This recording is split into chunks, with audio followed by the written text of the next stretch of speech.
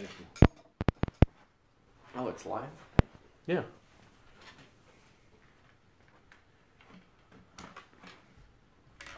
How are we looking? We live? Yeah. All right, thanks. Hey, everybody. Hope you've been able to tune in. Hope you're all doing well, staying safe, not going crazy. Here in Denver, it's snowing. It's been a beautiful snowy day. Some fun years I'm going to cover now. I'm going to cover 1976, 77, 78. I was 9, 10, and 11 years old those years. I call these the Bill Turner years because this is basically when I met one of my best friends, William Turner. I think we met in 1975 actually when we moved there. We moved to Mountain View / Wheat Ridge in the summer of 1975. I told my mom, I was 7 or 8 years old. Summer of 75, I was still 7. And I told my mom, hey, I'm bored. She goes, well, go to the park and make some friends. Because it was 1975 and you could do that and not be considered an abusive parent. So here we are. I met Bill Turner at the park, I believe. We each lived about a block away from the park. And we spent a lot of time there. The park was called Randall Park and it was our world. And we did everything there. Bill's watching. Oh, I figured he was. Thank you for helping. Sorry. That's all right. Just, yeah, you might need to hold it. That thing's getting flimsy. Anyway, so I'm trying to think of some of the best memories I had with Bill. As you can see, not very well. I'm sorry, it's a pretty blurry picture. I did my best, but this is, these are a bunch of, I guess, 10 and 11-year-olds here. There's Paul Gish. There's Bill Turner, my buddy William. There's Jimmy Turner, his older brother that tormented us endlessly. There's me. This is my 10th birthday party, bicycle. And there's Brian Henry, who was maybe 12. He was, yeah. So, you know, I look at all these kids and I have a lot of incredible memories with them, but especially William. I think we were best friends probably all the way up, even into high school. William's parents were interesting people, just like my parents were interesting people, kind of at different ends of the spectrum. My mom and stepdad were very liberal, starting to dabble in nudism, just trying to experience suburban life.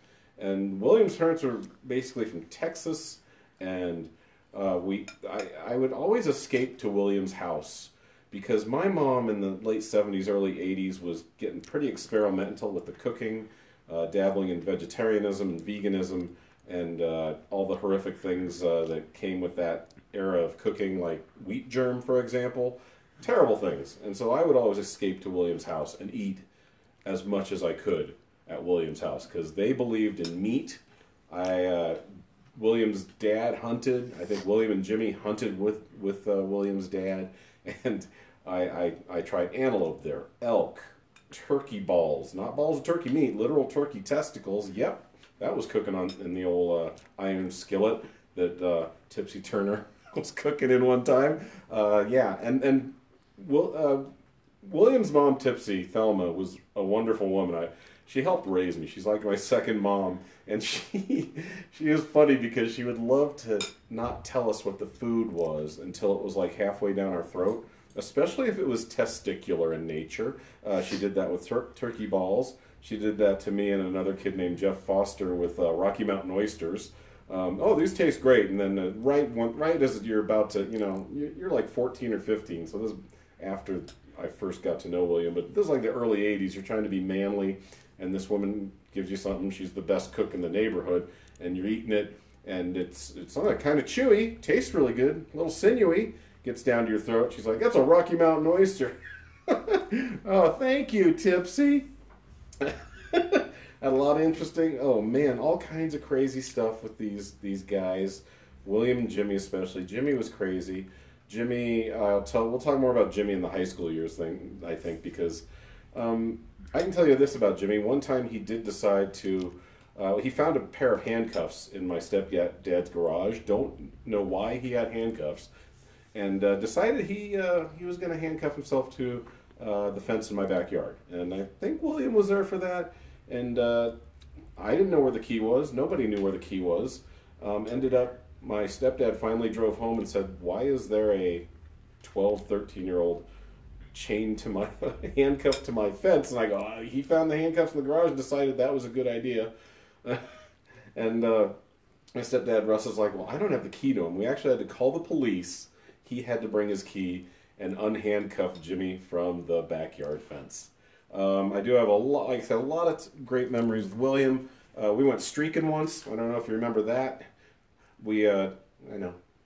Mike Langworthy asks if you can start over. He just got here. I don't know if I can or not. Maybe put it to a plebiscite. Put it to a vote. I don't know. I'll just keep going for now. All you missed was me talking about good cooking in a house that I didn't live in, Mike, but I'm glad you're here. And Stuart Cross says that you're really making him hungry. Yeah, I'm sure all the testicular food will do it. So what else? Where was I going? Yeah, William and I used to streak, not a lot, but we got a backyard pool. We were probably about 10 when that happened, and we would not go in our trunks all the time. Sometimes we were naked in there. Didn't matter. Nothing was going on. We were 10. And one time we decided to streak out and ran out onto 43rd Avenue. I don't know if William remembers that, but that was pretty funny. Yes? Mike just stated nobody else cares. They haven't been listening. Okay, and that's what you should take that tack now and just let me do this. I can't go back and forth. I'm just going to tell a story, and I can respond to the comments later. I got 10 minutes. Now I got 3. Let's see, what else I want to talk about. 1976 was interesting because I got to be in the Cub Scouts. William was in the Cub Scouts with me, and I don't know if he remembers, but the bicentennial was in 1976, and our Cub Scout den got to carry the American flag down, for the I think it was the Edgewater, the Wheat Ridge Carnation Parade. So that was kind of cool, a lot of fun. And what else did we do?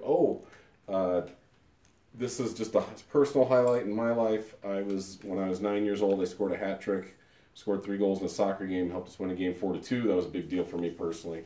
That was kind of cool. Trying to think of other things that went on in the 70s that, like I said, this is 75, 76, and 77. 77, actually, big deal. My little brother was born. My half-brother Sean was born. He's almost exactly 10 years younger than me.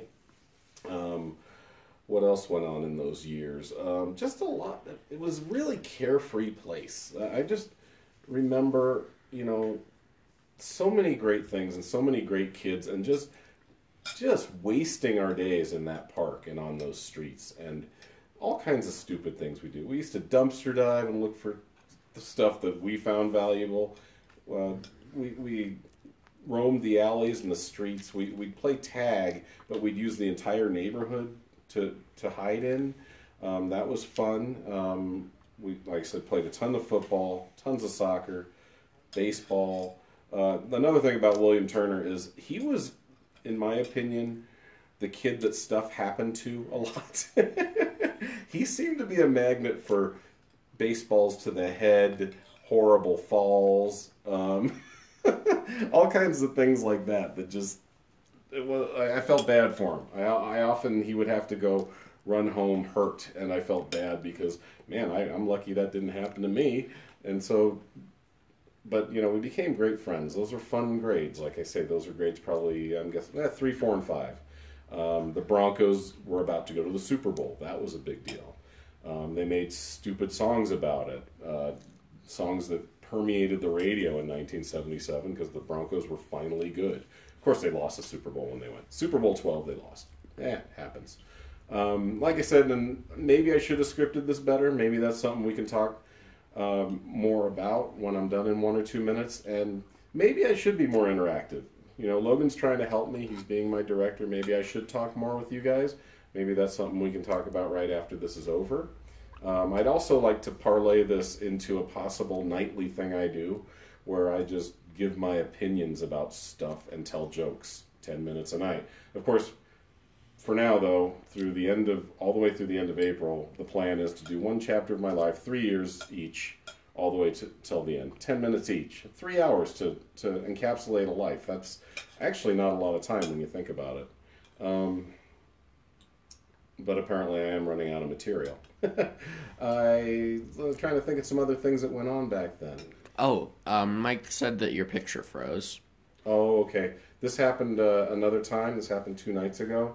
So I'm not sure why that's happening, but I'm almost done. Probably got about 30 more seconds to wrap it up.